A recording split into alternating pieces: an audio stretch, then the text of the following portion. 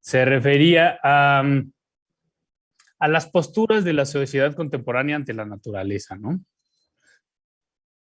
Entonces, vimos 4 cuadrantes, por decirlo de alguna manera, de posturas y que tenían que ver con... Ay, ¿cómo le hago para que no suene tan fuerte esto de la campanita, ¿Saben?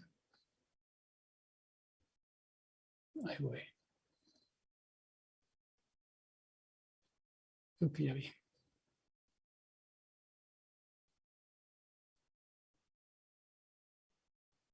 Ahí está. Bueno, y entonces hicimos 4 cuadrantes y esos 4 cuadrantes, no sé si se acordarán, pero eran las posturas, por un lado tecnocentristas, por otro lado las humanistas y por otro lado las ecocentristas.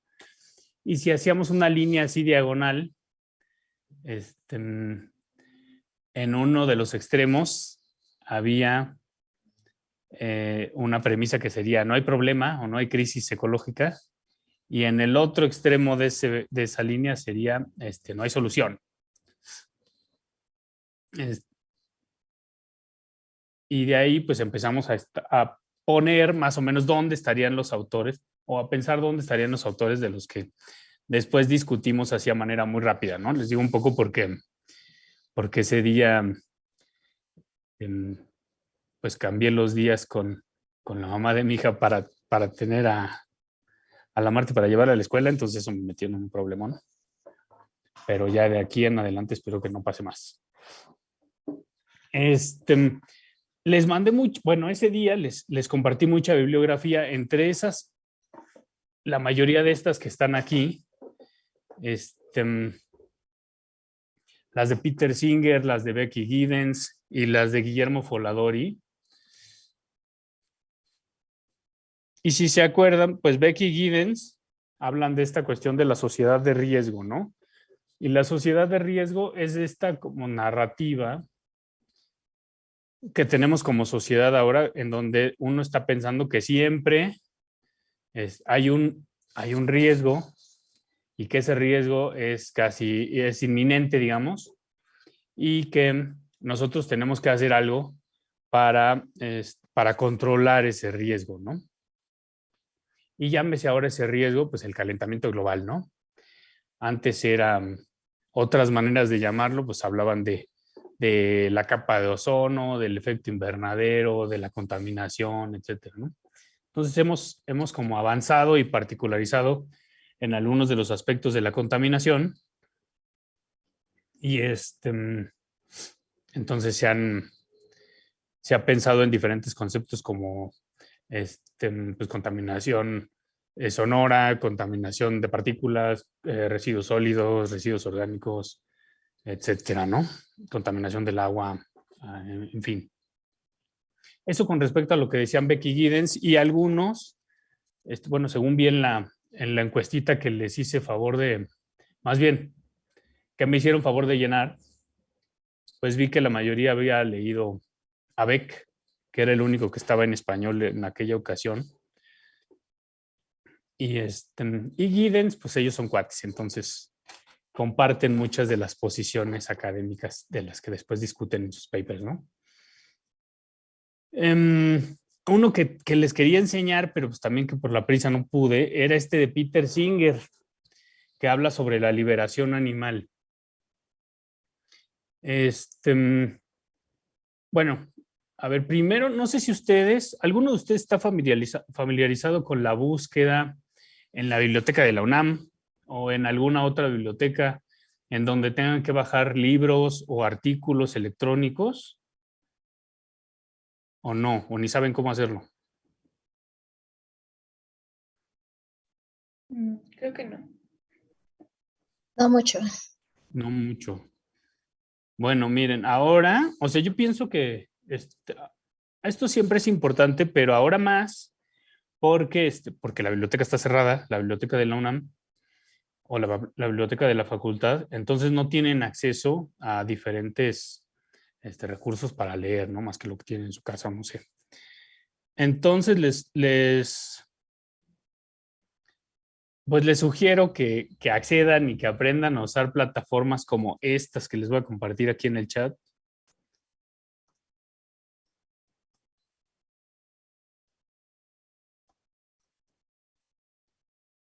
Ahí.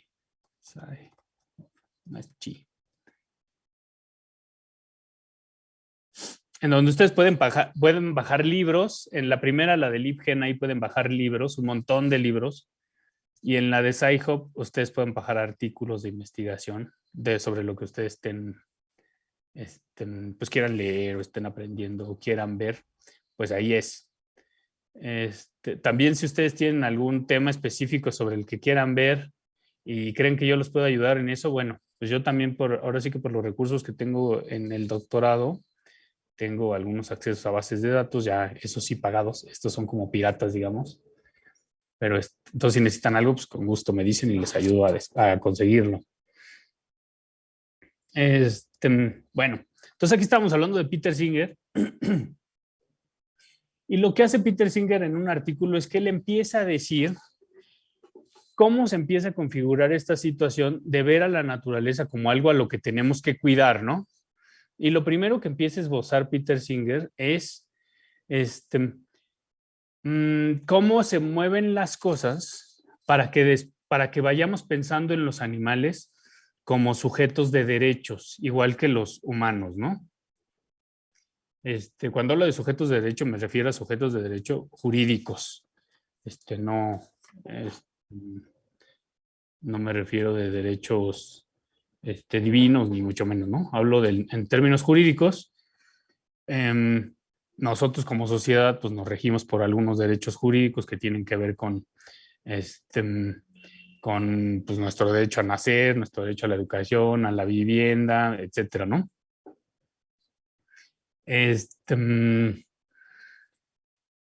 Entonces, lo que hace Peter Singer es que le esboza cómo van permeando esos derechos animales en la sociedad, ¿no? Y él dice, la primera legislación que habla sobre los derechos animales es del siglo XIX. Y en esa legislación del siglo XIX en Inglaterra, lo primero que se pone ahí es que nosotros, más bien, es que iba a ser penalizado a las personas que maltraten animales, pero ¿cómo? Que maltraten animales en la calle, que maltraten animales en presencia de otras personas. Entonces, si se dan cuenta, esa normativa que pues por un lado pareciera ser protectora de los animales, en realidad lo que estaba haciendo era estaba penalizando el mal ejemplo ante las personas de las personas. Y un síntoma de eso y una parte en la que podría darse mal ejemplo era a través del maltrato animal, ¿no? Entonces, la primera legislación de protección animal no se trataba nada más de los animales, sino se trataba de las personas. Y bueno, poco a poco eso ha ido cambiando. Se ha ido pensando qué hace a los animales como sujetos de derechos o a las personas como sujetos de derecho. Y la primera posición que tenía que ver con esa legislación es que son sujetos de derecho todos los que pueden sentir dolor, ¿no? Si yo le pego a un perro y le duele, pues eso quiere decir que está mal, ¿no? Obviamente, si le pego a una persona y le duele, pues también quiere decir que está mal, ¿no? Entonces se basaba pues esta primera aproximación a los derechos de otras especies no humanas a pues que su derecho jurídico consistía en su capacidad de sentir dolor. Y eso también va mutando, ¿no?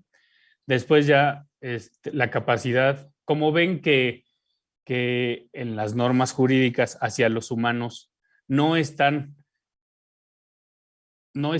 esbozados los derechos a través de sentir dolor, sino a través de sentir placer o de la autorrealización, entonces empieza a incorporar a los animales en esta nueva distinción, ¿no? Ya no hablamos de los animales como sujetos de derechos porque pueden sentir dolor, sino hablamos de ellos porque pueden sentir placer.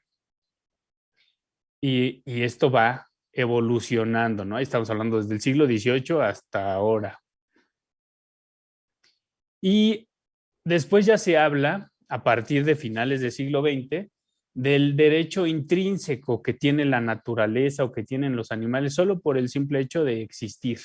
Al existir tienen derecho, ya no importa si sienten o no sienten, nada más por existir y porque están vivos tienen derecho. Entonces eso genera diferentes posturas, ¿no? Entre ellas las que vimos, la Deep Ecology, el ecodesarrollo, etcétera, ¿no? Estas posturas que se llaman ecocentristas. En el que, bueno, y todas, en general todas, ¿no? Pero las ecocentristas particularizan mucho pues en el valor intrínseco de otras especies. De eso habla Peter Singer. Si lo quieren leer más, pues adelante, les comparto texto si no quieren. Y luego después nosotros esbozamos estos cuadrantes y no les dije ahí en ese momento, pero es con base en una lectura que hace Guillermo Folladori, un argentino, y que hace una tipología del pensamiento ambientalista, ¿no? O así se llama este capítulo, que me parece que es el capítulo 3, y está en un libro que se llama Sustentabilidad, Desacuerdo sobre el Desarrollo Sustentable. Entonces también ese me parece que está en internet, si quieren, búsquenlo, bájenlo. Siguiente, por favor. Entonces, como les dije, habíamos visto estos 4 cuadrantes, ¿no? El verde es no tenemos ningún problema. El rojo no hay solución a como lo vemos. El eje Y, en la parte positiva, digamos, estaría el interés humano. El eje Y, en la parte negativa, estaría el interés natural. Y en el eje X, en el positivo, sería decir que el interés humano y el interés natural son contrapuestos, y en la parte negativa sería decir que el interés humano es igual al interés natural, o sea que podrían convivir, ¿no? Y a partir de ahí, más o menos se acuerdan que esbozamos, ¿no? En el 1 están los tecnocentristas, en el 2 y en el 4 de alguna manera los humanistas, y en el 3 los biocentristas, ¿no? ¿Se acuerdan de eso?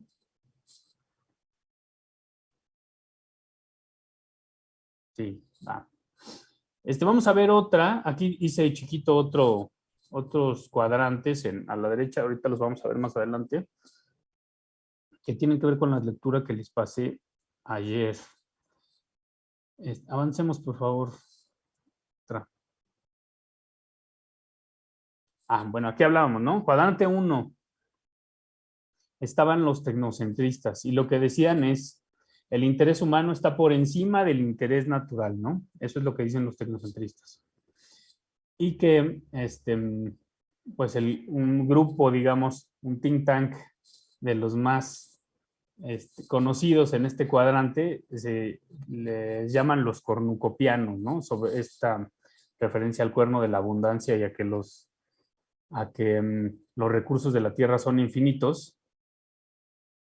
Hablan, alguna de las premisas que proponen es que la crisis actual, y la entrecomillarían ellos, dirían es solo un momento difícil del desarrollo, ¿no? Las tecnologías que hemos desarrollado ahora no son suficientes para mantener ese equilibrio, pero ahí vamos.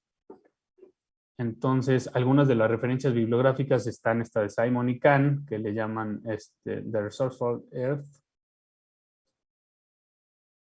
y otros autores como Ha-Joon Chang, ¿no? Que habla sobre, estos también les llaman ultraliberales, ¿no? El mercado va a regular todo, ustedes ni se preocupen. Vamos al cuadrante 2. Bueno, que en esta vez,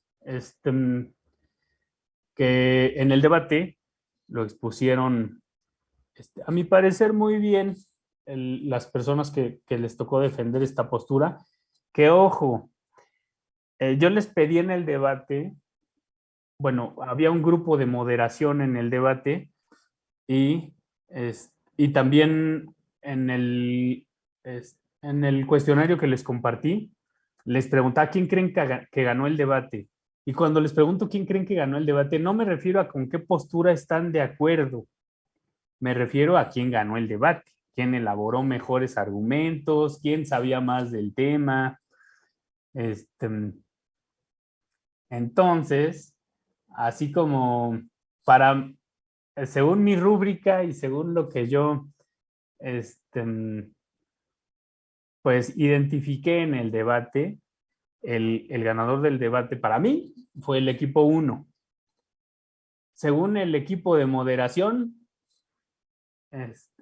los que ganaron el debate son el equipo 3, y según el premio del público, los que ganaron el debate son el equipo 4, ¿no? Así que estuvo variadito. Pero les digo, no sé qué tanto ustedes tenían la idea de que el que ganara el debate era el que estaba de acuerdo con ustedes. Y si es así, pues habrá que replantearlo un poquito. Esa impresión me dio, pero bueno, ahí si creen que me equivoco también me pueden decir, ¿no? ¿Por qué creen que ganó el 4 en ese caso? O los moderadores, ¿por qué creen que ganó el 3?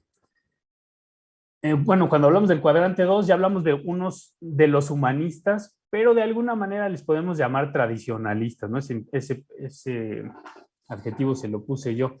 Y ahí lo que dicen es que el interés humano y el interés natural pueden convivir. Y dentro de este cuadrante 2 hay dos facciones, que ya se podría hablar de derechas y de izquierdas políticas, ¿no? Unos serían como capitalistas y otros serían anticapitalistas.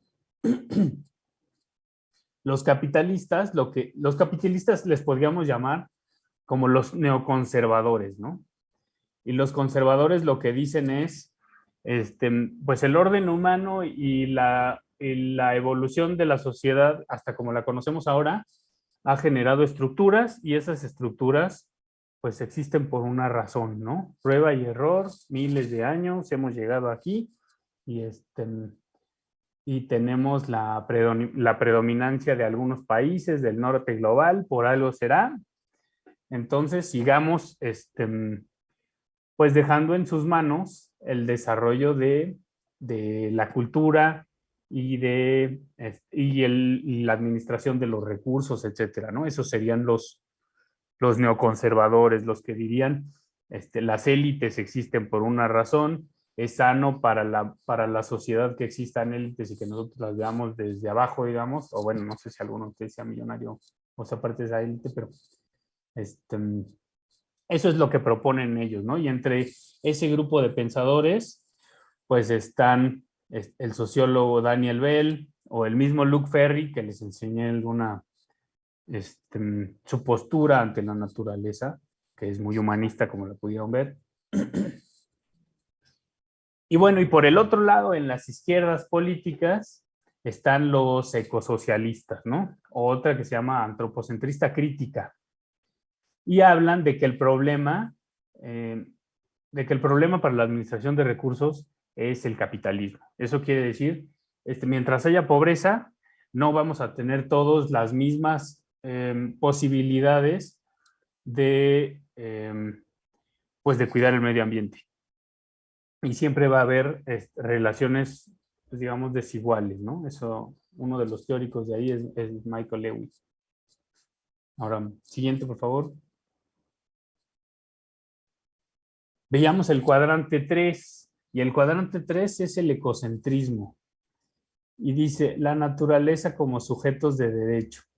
Y aquí lo que hablan es, fíjense, el interés humano es menor que el interés natural, porque en ese sentido, pues el interés natural abarca el interés humano, ¿no? Los humanos solo somos una especie de todas las otras especies que viven en la Tierra. Y dentro de este cuadrante también existen dos posturas que también se podrían pensar a través de la ideología política, ¿no? Por un lado tenemos el ecodesarrollo, que dentro del ecodesarrollo ya hablan, ya no nada más de pobreza, sino también de desigualdad. Y dicen, mientras exista desigualdad en el mundo, pues no podremos hacerle frente al cambio climático. Y dicen, deberíamos de empezar a pensar en descrecer en reducir el desarrollo, ¿no? En hacerlo convivir con el desarrollo de la naturaleza. Y entonces hablan de textos como el de Ivan Illich, de la convivencialidad, o desarrollan conceptos, tanto Budinas como Enrique Leff, como los conceptos del buen vivir, que me parece que alguna lectura les puse por ahí, ¿no? Ahora, si se fijan, esta manera de este ecodesarrollo que habla de los derechos de la naturaleza y habla de la pobreza y de las desigualdades, les digo que la vanguardia de ese pensamiento está en América Latina. Tiene sus bases en toda la teoría de colonial, que bueno, de colonial y poscolonial no es lo mismo, pero tiene todas sus bases en la teoría descolonial, en los inicios de la CEPAL, en pues toda esta articulación de pensadores latinoamericanos, y que les digo que ahora pues está planteado mucho más acuciosamente, mucho más profundamente en algunos marcos legales, en algunas constituciones, como la Constitución de Bolivia, como la Constitución de Ecuador. Ellos podría decir que son la vanguardia de este pensamiento ecocentrista, ¿no? Y ahora el Deep Ecology. El Deep Ecology se podría decir que es pues la facción de derecha del pensamiento ecocentrista, ¿no? ¿Y qué es lo que ellos dicen? Bueno, sí, como los humanos somos un virus, hay que decrecer a la población humana. Y ¿a quiénes de la población humana? Pues a los pobres, ¿no? Porque tiran un montón de basura y porque ve cómo está África y Latinoamérica llena de pobres.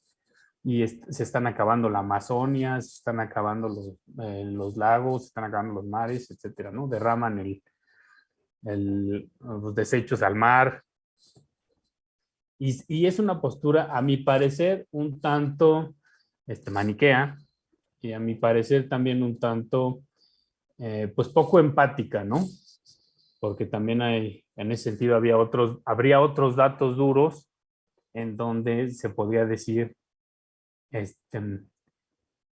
¿quién es responsable del mayor cambio climático históricamente, no? Hasta la fecha. Algunos de los ponentes principales de esta postura es Snaes, que también les mandé una lectura a la clase pasada. Y bueno, vamos al cuadrante 4. Y el cuadrante 4 es el del desarrollo sostenible. Si se dan cuenta, tanto en la postura 2 como en la 3, como en la 4, en el cuadrante 2, 3, 4, hay un enfoque crítico y un enfoque, pues digámosle, orgánico, ¿no? Que tenía que ver con estas facciones que les decía. Y en el enfoque crítico, pues muchas veces está la teoría marxista detrás. La crítica tiene que ver con la distribución de recursos, con el trabajo, pues con la división social del trabajo, pues es trabajo material, trabajo manual, trabajo intelectual.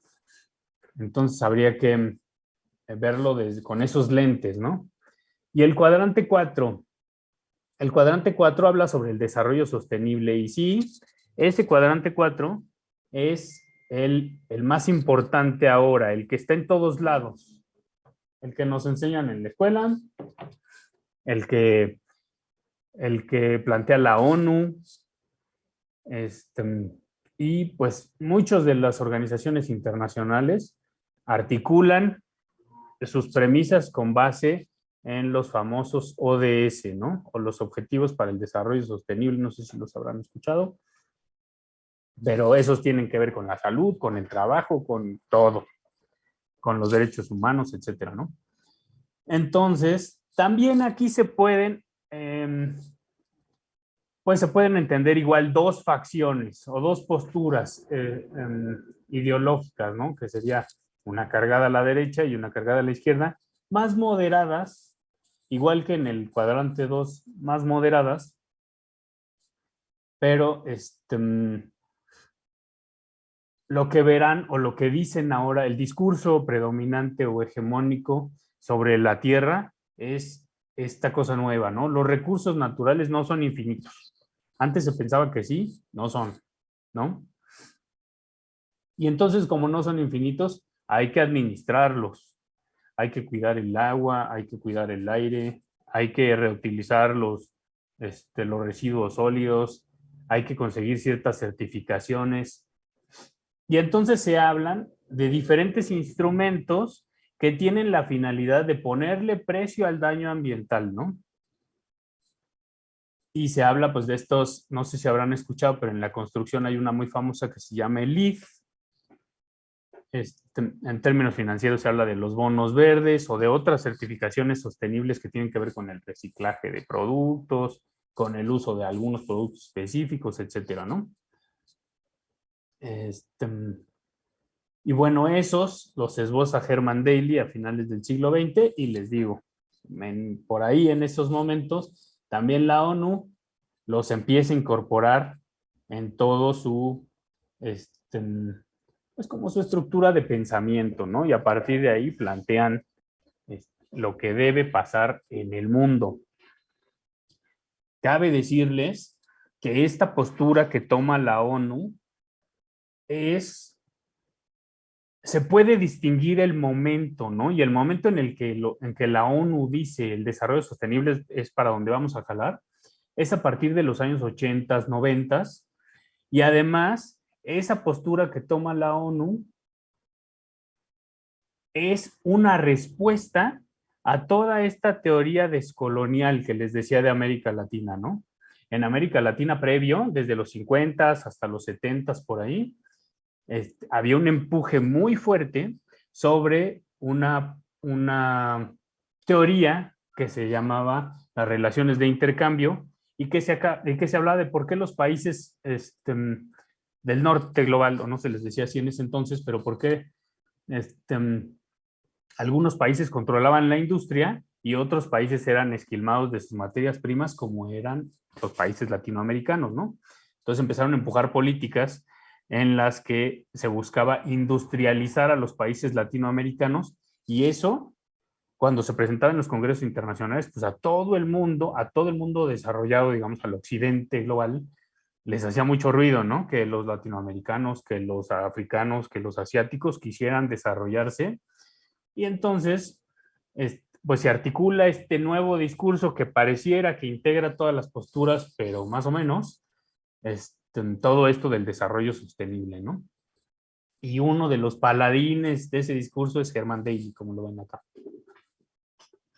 Y ahora, hay otra postura, les digo, también moderada, ya más moderadas estas posturas, pero habla del desarrollo sostenible, ¿no? Una es, capitalismo y democracia son los sistemas a los que nos vamos a pegar, son los sistemas más eficientes que conocemos, diría la ONU, y no hay que clavarnos si podemos cambiar eso o si no, más bien hay que ver cómo lo hacemos sostenible, ¿no?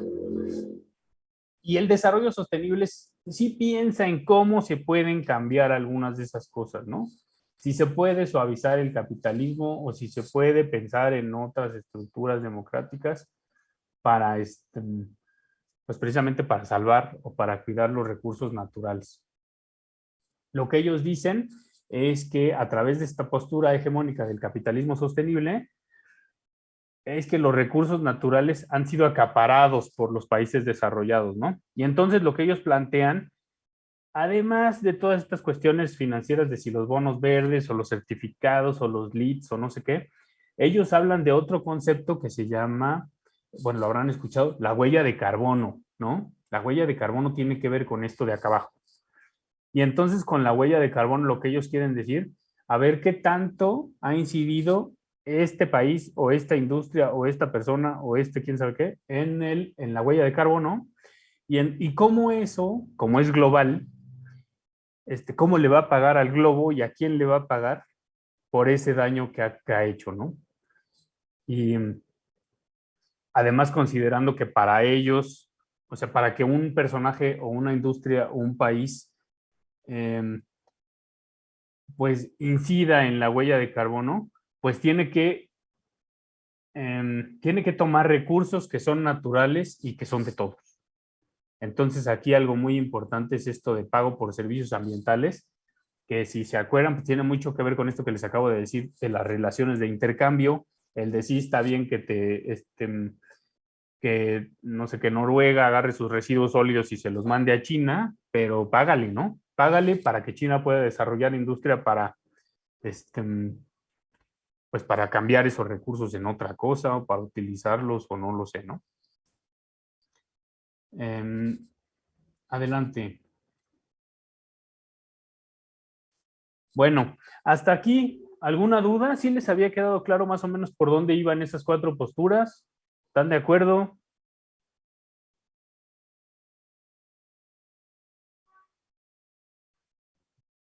Sí. Vale. Bueno, yo lo que quería con estas es que ustedes sepan dónde buscar. O sea, así que si saben dónde buscar, pues sí, hice mi tarea. Si no saben dónde buscar, pues pueden preguntarme ahora o después y yo con gusto les paso bibliografía o algo para que ustedes se empapen sobre el tema y lo vayamos, bueno, y aprendan más de ello, ¿no? Otra lectura de estos cuadrantes que hablamos, si el interés natural y si el interés humano y si eran iguales o eran desiguales. Otra lectura distinta la propone Jürgen Habermas. Y la propone Jürgen Habermas en una inauguración, en un discurso que da en una inauguración de la Bienal de Venecia, ¿no? En el año de 1982. ¿Ustedes ubican la Bienal de Venecia o no? No. No. Bueno, la Bienal de Venecia, eso googleenlo, ¿no? Porque además como arquitectos o arquitectas, este, es el pan de cada día. Pero eh, la Bienal de Venecia es un congreso internacional, cada vez acapara más artes, antes era nada más a lo mejor sobre la pintura y la escultura, y después pues fue incorporando también a la arquitectura y a otras artes. Pero en 1982 me parece que fue la primera vez que se incorporó la arquitectura en la Bienal de Venecia. Este, si se acuerdan, por ahí estábamos viendo en las Olimpiadas de Barcelona y en Barcelona había algunas obras importantes como la antorcha esta y la Plaza de Montjuic y no me acuerdo qué otras obras que tenían que ver con las Olimpiadas y con Barcelona y no sé qué. Entonces Jürgen Habermas se va a Venecia y les da un discurso y en ese discurso lo que dice es que se queja de la arquitectura en Venecia, ¿no? Y dice, los arquitectos de ahora lo único que están haciendo es repetir formas anteriores y hay estas posturas de neoliberales y de neoconservadores y de antimodernidad y de posmodernidad y de no sé qué, ¿no? Entonces él empieza a esbozar qué es lo posmoderno, qué es lo premoderno, qué es lo antimoderno y qué es lo moderno. Y con base en eso dice cuáles son los grupos de pensamiento, cuáles son las premisas de cada uno de esos grupos y distingue dentro de la modernidad dos cosas que me parecen importantes, ¿no? Un eje, así como teníamos los otros, el eje cartesiano, Jürgen Habermas lo que dice es que hay dos ejes, uno que se llama la modernidad cultural y otro que se llama la modernización societal. Y por eso, él además de eso, él propone que toda esta cuestión posmoderna, premoderna o antimoderna, pues eso, pues que eso no contribuye, ¿no? No contribuye ni a la ciencia, ni al desarrollo, ni a la arquitectura, ni a las artes y que habría que pasar de eso. Y por otro lado, él propone, pues que la modernidad como tal es un proyecto incompleto, que todavía tiene más cosas para dar. Y estos dos ejes que les digo, la modernidad cultural y la modernización societal, tienen que ver con dos cosas que son fáciles de identificar. La modernidad cultural, hacia lo positivo, digamos, hacia el progreso, tendría que ver con la identificación con el diálogo, con la puesta en valor de todas las minorías culturales y las maneras de pensar, ¿no? Para Habermas sería retrógrado pensar en, pues les digo, en las tradiciones, esto que habíamos dicho que de los neoconservadores que decían las tradiciones por algo existen y por algo nosotros somos el grupo dominante, Habermas dice, no, claro que no, ¿no? Dice, hay muchas realidades, hay muchos grupos y no son, a veces no son tan numerosos como puede ser este grupo hegemónico, no tienen tanto poder sobre los recursos, sobre las administraciones o sobre la narrativa mundial, pero si no los respetamos y si no hablamos de igual a igual, todo eso se va a perder. Y no vamos a saber lo que implica que se pierda hasta que se pierda. Y entonces, pues cuando dejemos de mirarnos el ombligo y levantemos la cabeza, vamos a ver que ya no hay nadie más que nosotros y el mundo ya no va a ser lo mismo, ¿no? Es más o menos lo que dice Habermas al respecto. Entonces, la modernidad cultural, ya se imaginarán si ven las noticias o si saben más o menos de personajes, pues que acá en México sí está pues se puede identificar muy bien en el que pues hay partidos políticos que dentro de su discurso lo que dicen es incorporemos a todas las realidades, ¿no? A los grupos indígenas, a los discapacitados, a todos los matices que hay con el género, con el sexo, las corrientes políticas, etcétera, ¿no? Y por otro lado, los grupos más tradicionales o los grupos más conservadores culturales hablarían de que no, pues hay un orden mundial, el orden mundial lo dictan los países occidentales y hay que parecernos a esos, ¿no? Entonces por ahí va. Ahí está la diferencia entre el concepto de neoliberalismo y el concepto de neoconservadurismo. Pueden ser la misma persona, ¿no? Pero cuando se habla de neoliberalismo, lo que se vuelve liberal es la manera de administrar. Cuando se habla de neoliberalismo, lo que se dice es el mercado tiene la capacidad para organizar a toda la sociedad. Esos son los neoliberales y están hablando el capitalismo en sí. Y cuando se habla del neoconservatismo o neoconservadurismo, ahí ya no se está hablando de modernización societal, se está hablando de modernidad cultural. Cuando se habla del neoconservatismo hay un grupo hegemónico que son los países de Occidente y tenemos que parecernos a ellos, ¿no? Entonces, ahí un poquito esa distinción, no sé si alguien tenga duda sobre eso, pero un poquito esa distinción entre qué es la modernidad cultural y ahorita voy con la modernización societal, ¿no? La modernización societal, como les decía de los neoliberales y no sé qué, la modernización societal se refiere al desarrollo tecnológico, al desarrollo del mercado, a la administración de los recursos mundial, me refiero, ¿no? Entonces, el otro eje que plantea Habermas, que es ese de la modernización societal, tendría que ver con, pues eso, con el progreso técnico, con el progreso tecnológico.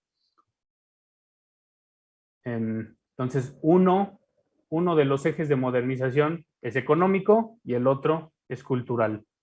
¿Hasta aquí? ¿Dudas?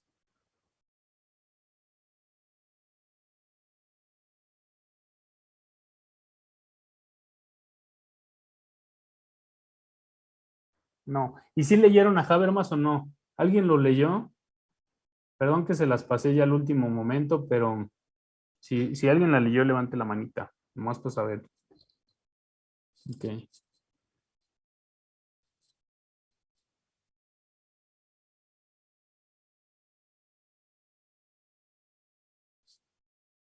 Bueno, un par de 50. Este, bueno, siguiente lámina, por favor. Pues aquí están estos ejes que les decía, ¿no? La modernidad cultural por un lado, la modernización societal por el otro. Y ahora, usen sus herramientas del Zoom, esta que dice anotar. Y si les digo, por ejemplo,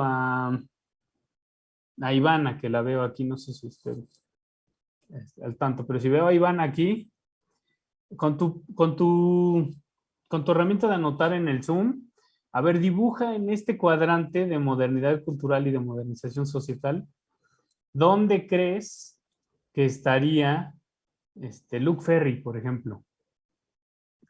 Ay, es que no sé dónde está lo de anotar. Acá arriba donde dice opciones de vista. Ah, ya.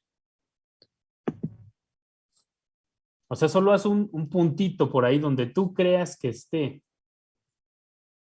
Pensando que la modernidad cultural es el derecho a todos pues a todas las realidades de existir, y pues la esquina inferior izquierda sería, no, pues solo una parte de la sociedad tiene que administrar los recursos del mundo, y la modernización societal habla sobre el desarrollo económico y el capitalismo. ¿Ahí dónde creen que estaría Luke Ferry?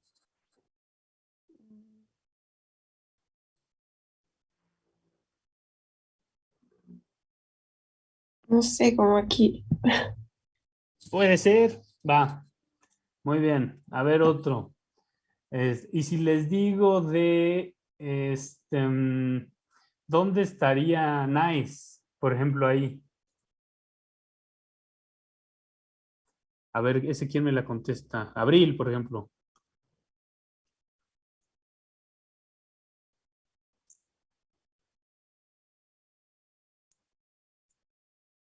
Ivana, si puedes ahí ponle contextito, ponle que ahí está Ferry, ¿no? Ah, ok, sí.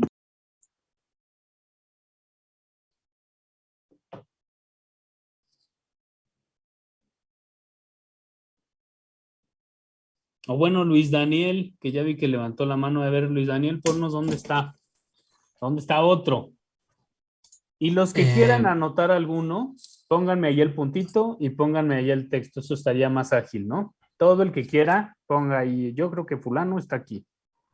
Pueden hablar de quien quieran, de Beck, de Gudinas, de Nice, de Singer, de quien ustedes quieran.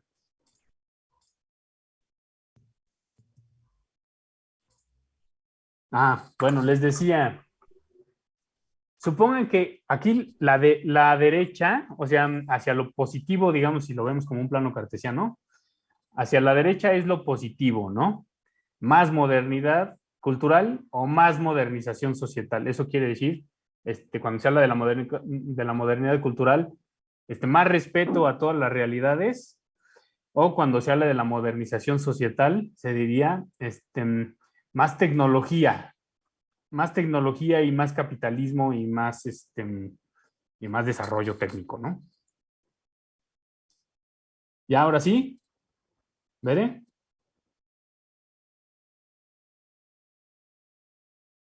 ¿Quedó igual?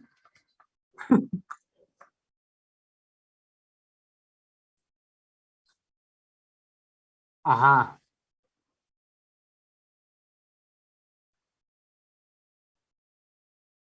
Sí, hacia la derecha ves que aquí los ejes están en diagonal, ¿no? Entonces, hacia la derecha para arriba sería más modernidad cultural. Sería más respeto de las diferencias. Y hacia la derecha abajo sería más modernización societal, o sea, más desarrollo técnico y más capitalismo, tal cual, ¿no?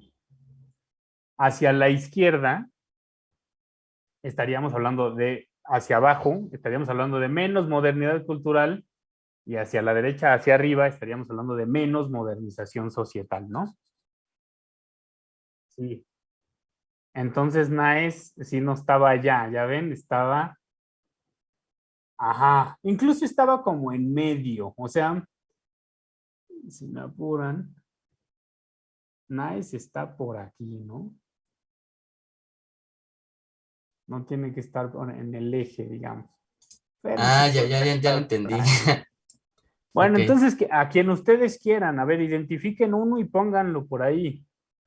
Les digo, faltan un montón. Ahí está Gudinas, ahí está este, Peter Singer, está el mismo Beck, Giddens. A quien ustedes quieran, nada más pónganle ahí el textito. Vamos a dar que 3 minutos para que hagan eso los que quieran. Y pensando que son muchos, van.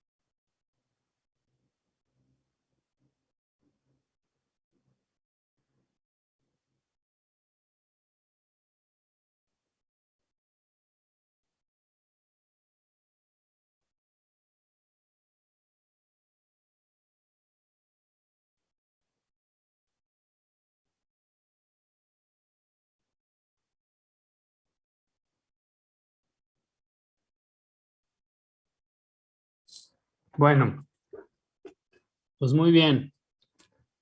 De lo que se trata ahora es que ustedes puedan, de alguna manera, categorizar con quiénes comulgan y con quiénes no, y sobre qué temas comulgan con alguien y sobre qué temas no.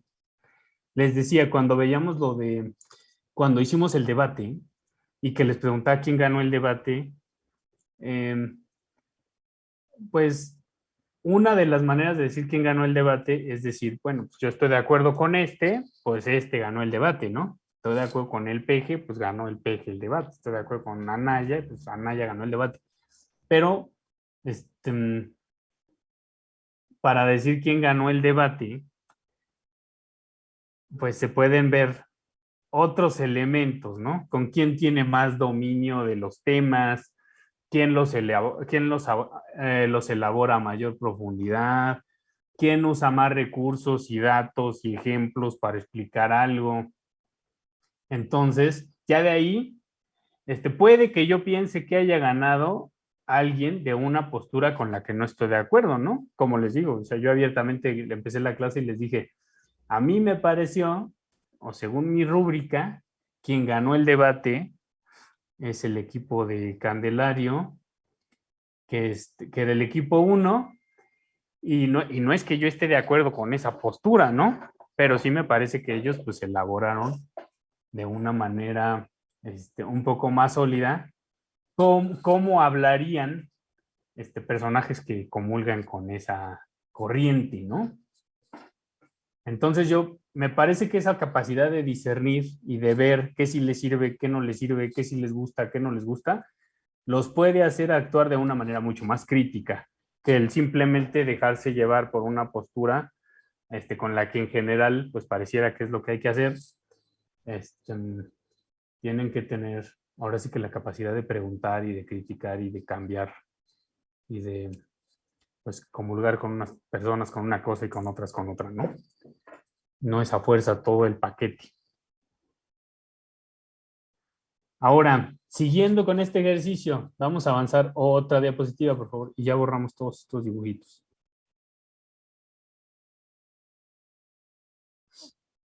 Siguiendo con esta postura, aquí yo puse unos ejemplos, son caricaturas, o sea, me refiero a no sabemos si estos arquitectos comulgan con esas teorías o no. Son un poco caricatura de lo que podría pasar, pero sí les quisiera esbozar que a través de sus sistemas de pensamiento, que espero que ustedes ahora estén identificando algunos elementos y contrastándolos con su realidad como arquitectos, les puse allá arriba, si fueras tecnocentrista, ¿cómo diseñarías, no? Y cómo harías arquitectura, pensando en que no es lo mismo, diseñar y hacer arquitectura. Entonces, ahí los puse en los mismos cuadrantes de los que habíamos hablado, ¿no? Cuadrante 1, cuadrante 2, cuadrante 3 y cuadrante 4. Y entonces, si fueras tecnocentrista, pues harías la 1, ¿no? Y esa, ¿cuál es la 1? Pues casas en la luna y sálvese quien pueda, ¿no? Así como en la película de Don't Look Up. O como lo que está pasando con esto del SpaceX y quién sabe qué, ¿no? Entonces, lo que se dice ahí es, el desarrollo nos va a salvar, la tecnología nos va a salvar, ¿y a quiénes va a salvar? Pues a los necesarios, ¿no? Y entonces, ¿cómo nos va a salvar? Pues vamos a irnos y nos vamos a hacer nuestra casa en la luna, los que podamos, y los que no, pues ni modo. Les digo, es medio caricatura, ¿no? Ahora cuando vemos la 2, que se trata de esta postura, digamos, del ecodesarrollo, ¿no? Y en el ecodesarrollo, pues si se dan cuenta, ya había cuestiones que decían como vamos a separarnos de la naturaleza para no dañarla, ¿no? Y es fácil identificarla más o menos hace unos 100 años, cuando estaba el funcionalismo y el racionalismo y no sé qué. Incluso esas dos posturas, funcionalismo y racionalismo, se podría decir que son ideológicamente antagónicas, pero las dos proponen cosas con respecto al uso de la tecnología, a quién tiene alcance sobre la tecnología. Y les digo, los discursos en los que se diferencia el funcionalismo de Le Corbusier y el racionalismo de Mies van der Rohe, es que el funcionalismo de Le Corbusier tenía la intención de a partir de una jerarquía, disponer espacios y edificaciones para que la clase obrera viviera ahí, ¿no? Entonces, Le Corbusier decía, vamos a poner a los obreros aquí. Y entonces les hacía un conjunto urbano, pues muy bonito porque era Le Corbusier, pero su afán siempre era como higienista y también de alguna manera, pues segregador, ¿no? De esto que hablaba de en las nuevas ciudades van a ser de un solo uso las áreas. Va a haber un área de vivienda, va a haber un área administrativa, va a haber un área de trabajo y se van a mover en coche hacia esas, ¿no? Entonces, pues las ciudades funcionalistas son eso y tienen que ver con esa jerarquía y el funcionalismo como tal, tanto como discurso estético como, pues como todo lo que está ahí alrededor, se podría decir, pues de derechas, hablando políticamente. Y por otro lado, la Bauhaus y Mies van der Rohe y todos ellos, y Walter Gropius, empiezan proponiendo igual, pues el uso de la tecnología de manera responsable, la distribución de la tecnología para todos, pero la masificación de la producción y hablan, sí, separémonos de la naturaleza, pero juntémonos entre nosotros, ¿no? Entonces, les digo, las soluciones estilísticas son parecidas porque los recursos tecnológicos son parecidas, pero las posturas ideológicas son contrapuestas, ¿no? El funcionalismo pues está mucho más clavado en Francia, en Suiza, en Bélgica, y el racionalismo está más clavado en Alemania, en Austria. Esas serían las posturas que tienen que ver con la corriente 2. La corriente 3, esta ecocentrista, pues aquí se me hizo difícil de pensarlo, y por eso les puse una de Javier Senosian, que no sé si lo conozcan.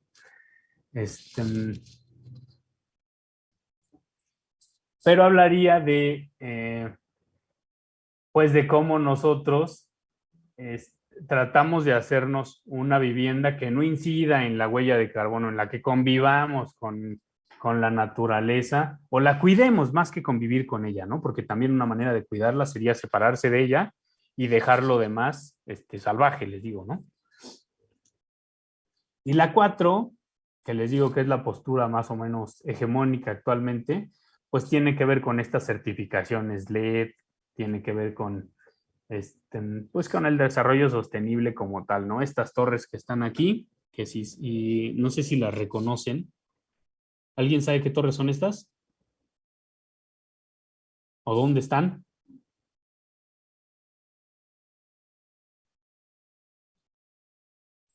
Bueno, si les digo que están en México, en la Ciudad de México,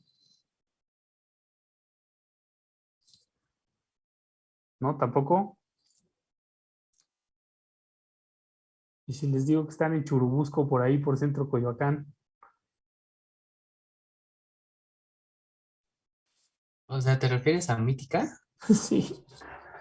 Sí, son esas, ¿no? Pero pues si ustedes ven Mítica, pues van a ver que seguramente tiene la certificación LED y que seguramente las vigas que usa son recicladas de no sé qué y la captación de agua que usa son no sé qué cosa y los vidrios que usa tienen que ver con la eficiencia térmica y no sé qué, ¿no?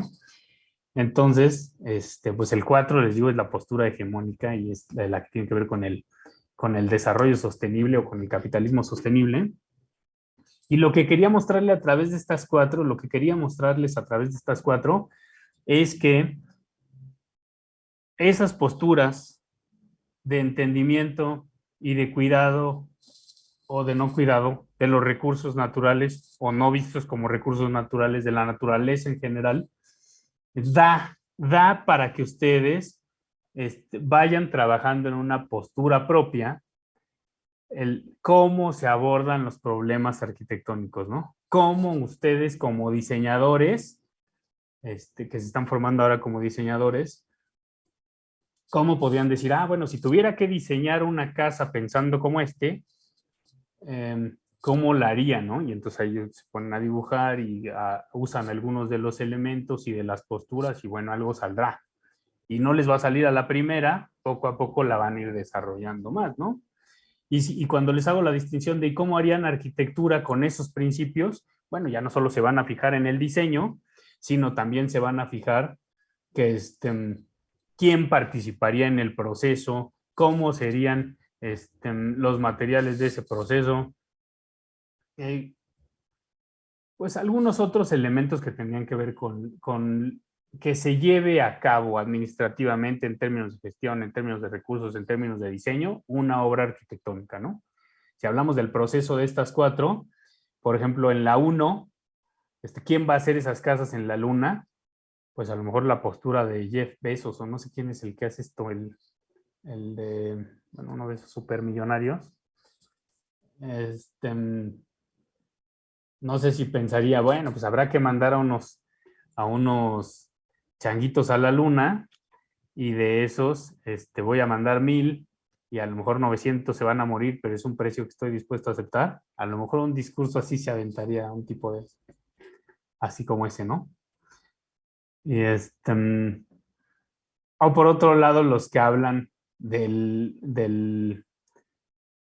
biocentrismo como tal, dirían, pues yo voy a poner ahí unas plantas a que crezcan, no sé qué, y luego ya cuando crezcan ahí me voy a meter. Bueno, también esa sería otra postura del proceso de cómo se haría una casa en estas posturas que serían antagónicas, ¿no? Entonces yo quería que yo quisiera que ustedes vayan desarrollando eso, que de alguna manera lo que ustedes diseñen o su postura de arquitectos ante el mundo, pues, pues sea mucho más crítica, ¿no? Y mucho más articulada y sepa discernir en estas cuestiones teóricas y prácticas de la naturaleza para decir, bueno, ¿y para dónde voy yo? ¿Para dónde voy yo como arquitecto, no? Y ahorita que estamos hablando de la naturaleza, pero pues vamos a hablar de otros temas también, ¿no? Por cierto, esto que les digo ahora, de estas 4 posturas